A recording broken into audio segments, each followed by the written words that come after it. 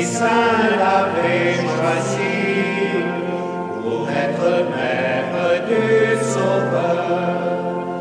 Je vous salue entre toutes les filles, du Tout-Puissant, la grâce est avec vous. Mère de Dieu, protégez notre fille. À notre mort, Vierge, priez pour nous. À notre mort, Vierge, priez pour nous.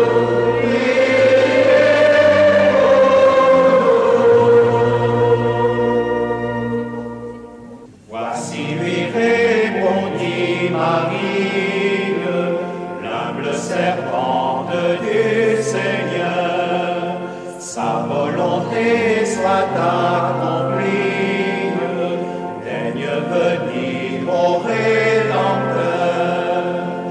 Je vous salue entre toutes les filles, du Tout-Puissant, la grâce est avec vous. Mère de Dieu, protégez notre fille. À notre mort, Vierge, priez pour nous. À notre mort, Vierge, priez pour nous.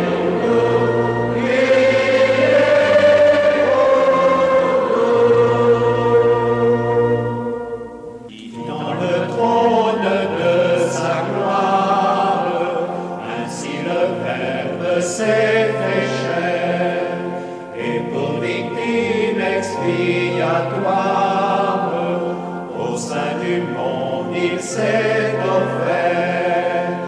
Je vous salue entre toutes les filles, du Tout-Puissant, la grâce est avec vous. Mère de Dieu, protégez notre fille. À notre mort, Vierge, priez pour nous. À notre mort, Vierge, priez pour nous.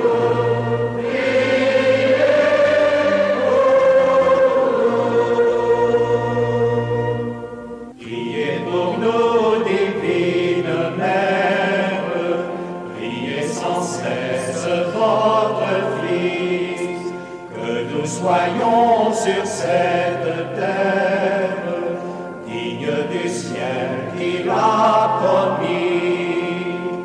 Je vous salue entre toutes les filles, du Tout-Puissant, la grâce est avec vous. Mère de Dieu, protégez notre fille. À notre mort, Vierge, priez pour nous. À notre mort, Vierge, priez pour nous.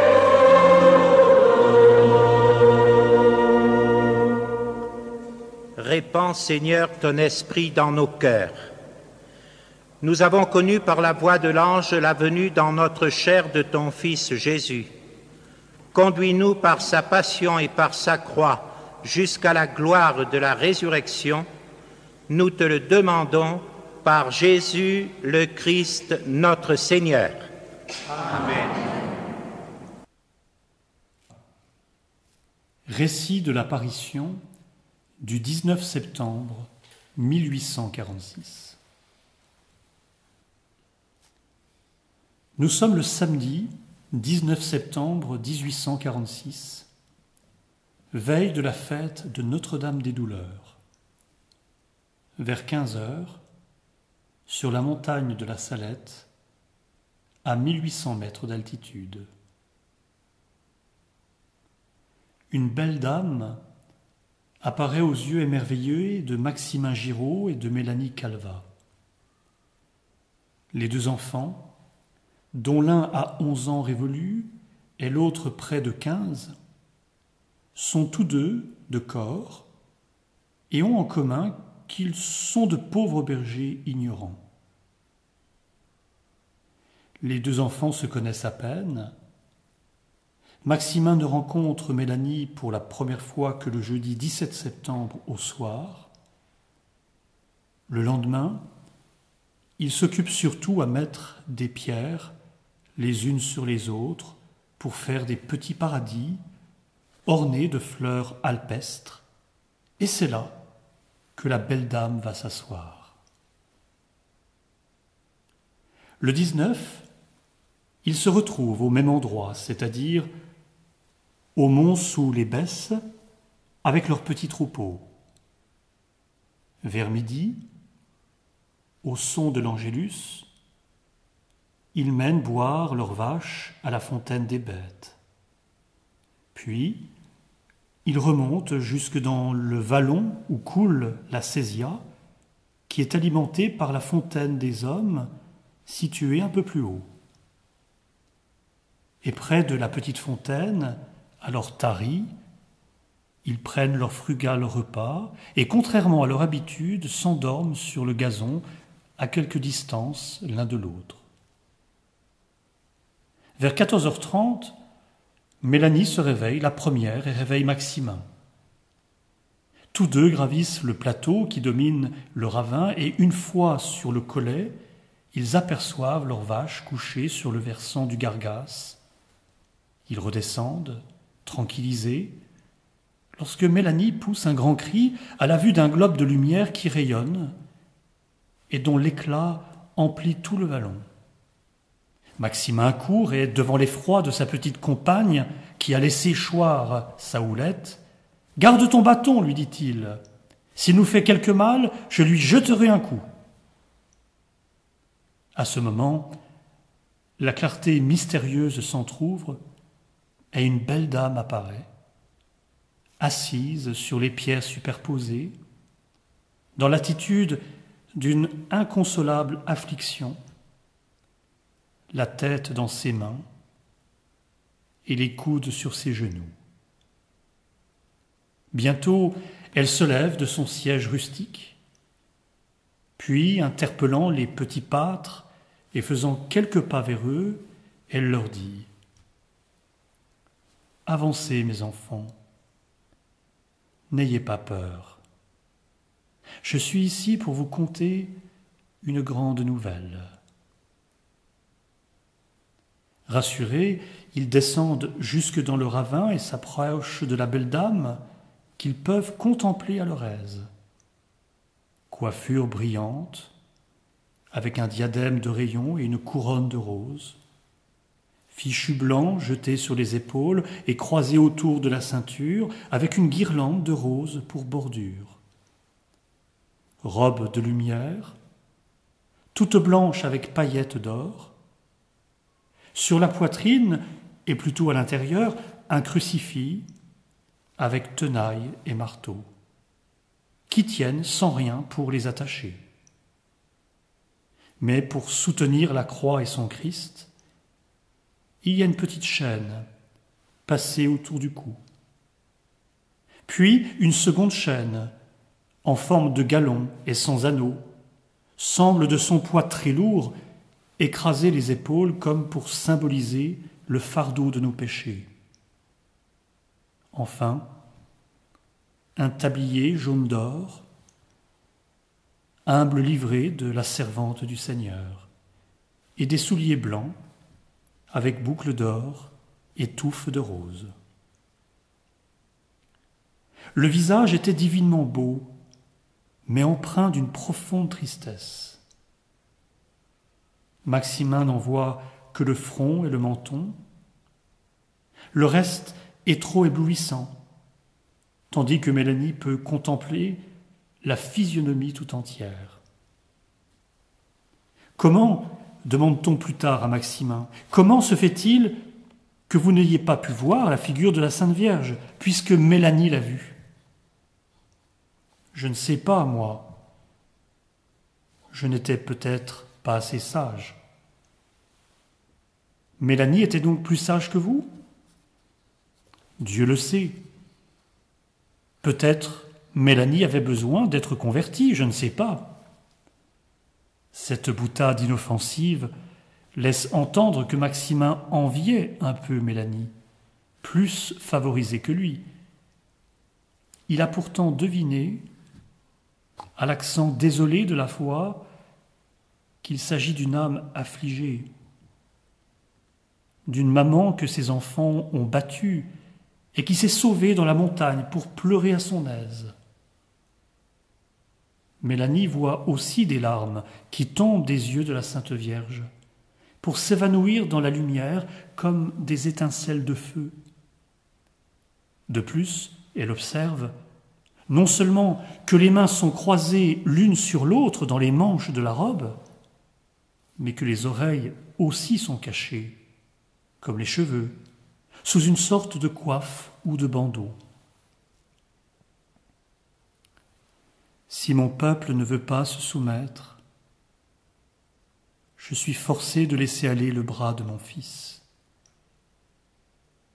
Il est si lourd et si pesant que je ne puis plus le retenir.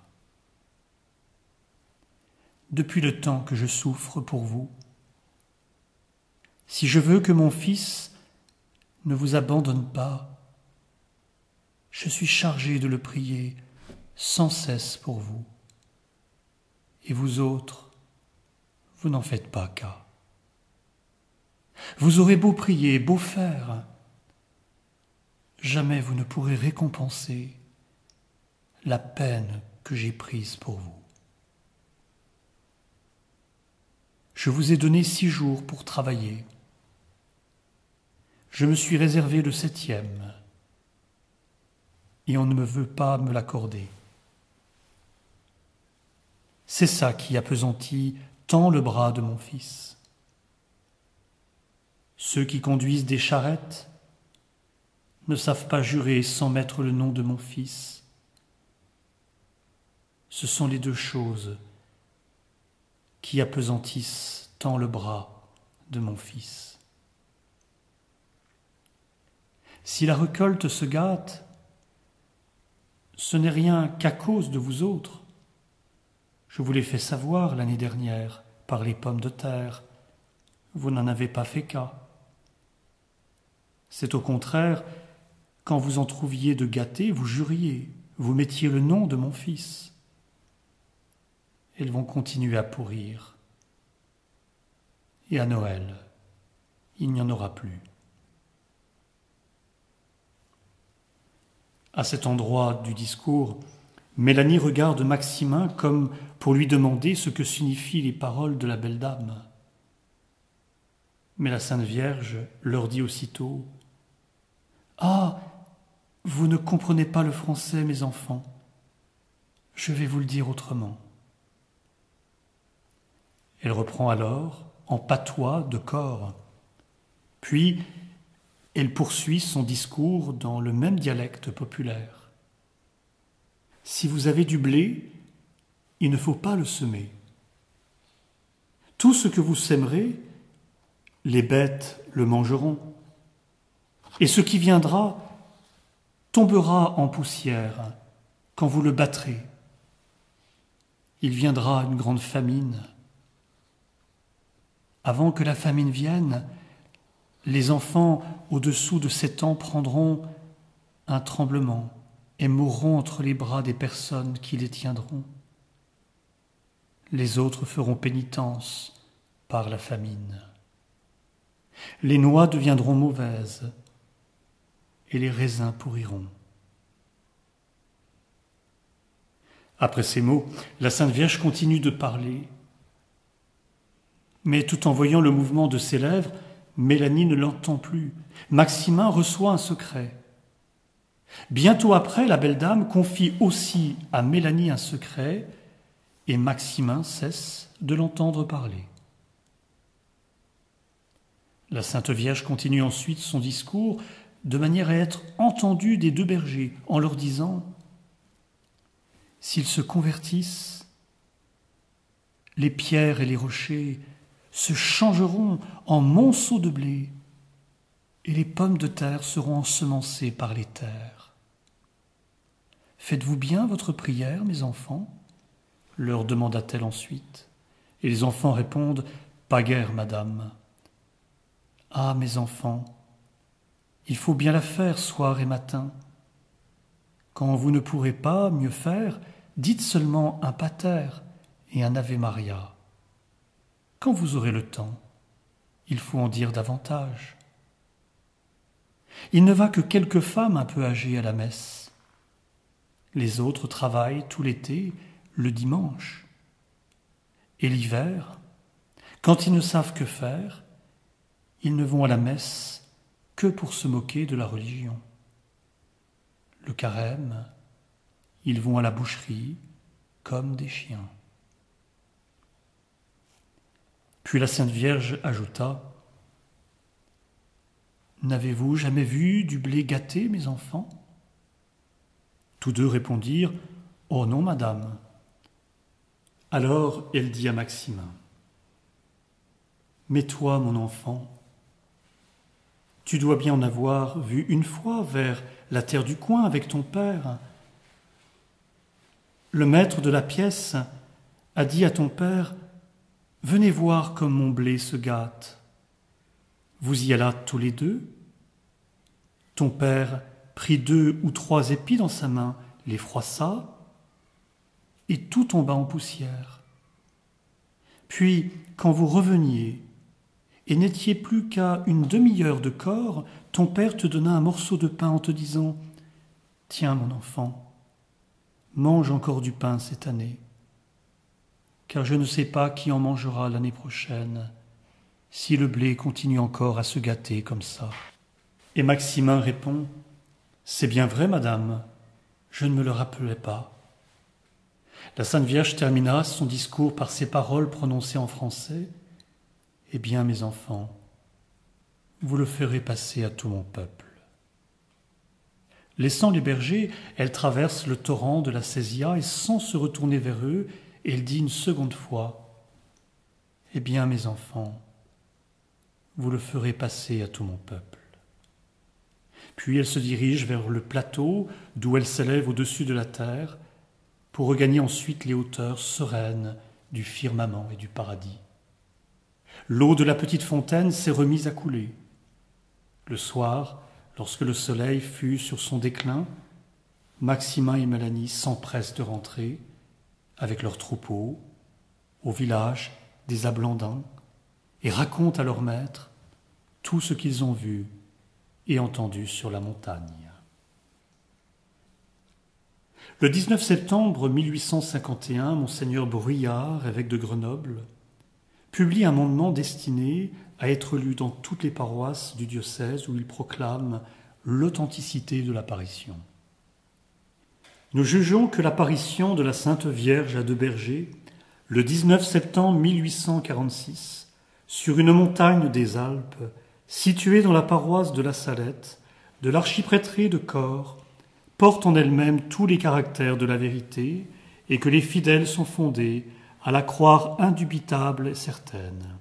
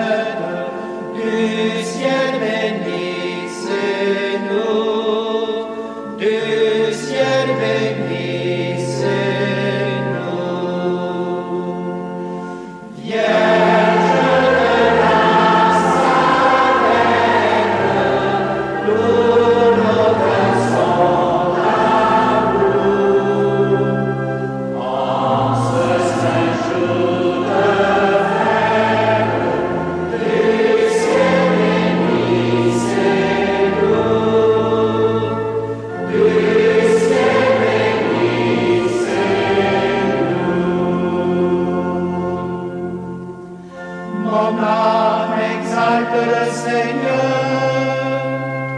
exulte mon esprit en Dieu mon Sauveur. Il s'est penché sur son humble servante. Désormais, tous les âges me diront bienheureuse. Vierge de Nazareth, pour nos garçons d'amour, en ce saint jour de fête, du ciel bénissez-nous, du ciel bénissez-nous.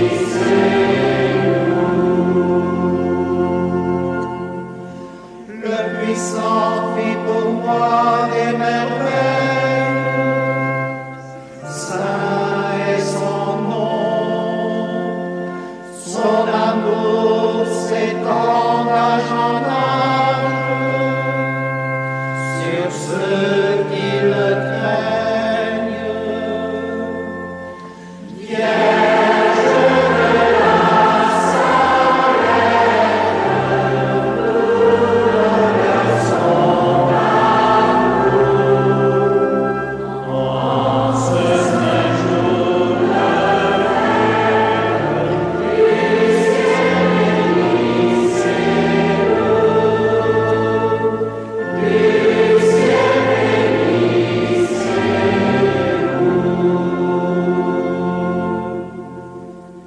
Déployons la force de son bras,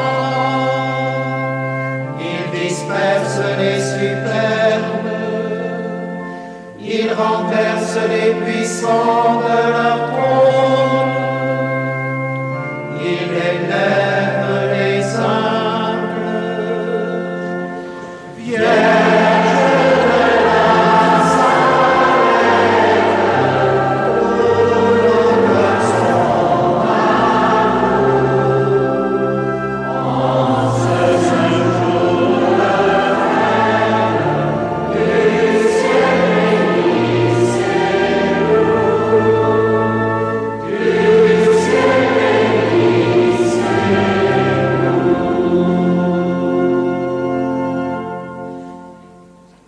Il comble de bien les affamés, renvoie les riches les mains vides. Il relève Israël son serviteur, il se souvient de son amour. Vierge de Nazareth, pour nos garçons d'amour, en ce saint jour de fête, du ciel bénissez-nous,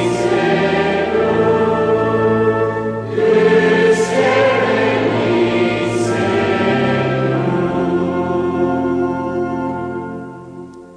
De la promesse faite à nos pères, en faveur d'Abraham et de sa race à jamais. Gloire au Père, au Fils, au Saint-Esprit, maintenant et à jamais dans les cieux.